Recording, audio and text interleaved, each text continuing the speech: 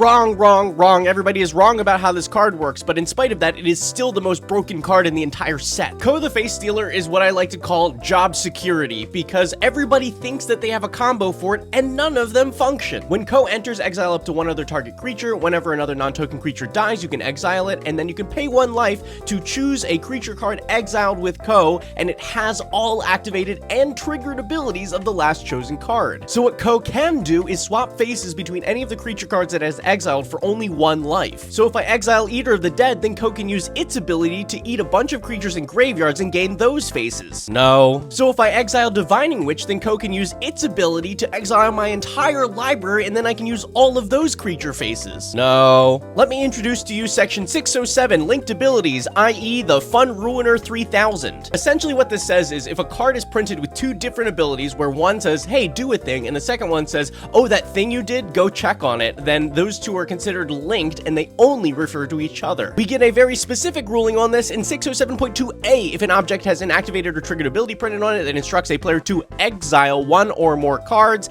and an ability printed on it that refers to the exiled cards or to cards exiled with this card, then those abilities are linked, and specifically, the second ability refers only to cards in the exile zone that were put there as a result of the instruction to exile them in the first ability. The short version is, it does not matter what extra abilities you give to Ko, the only way that it can take faces to steal is by the abilities printed on the card when it enters exile a creature, and whenever a non-token creature dies, exile it. But even with that knowledge, Ko is still absurd. It's going to be a combo machine, or you can just keep it simple. If you steal the face of Asmodeus, then Ko will gain the ability to draw 7 cards for only 3 mana, but it won't gain the Binding Contract ability since it's not an activated or triggered ability. If you steal Enduring Tenacity's face, then you can just swap to it in response to removal and have Ko come back as an enchantment non-creature, which breaks even more things. And while part of the card is held back by one rule, we can totally break a different rule. If Ko takes an ability that can only be activated once per turn, then you can reset it by changing faces,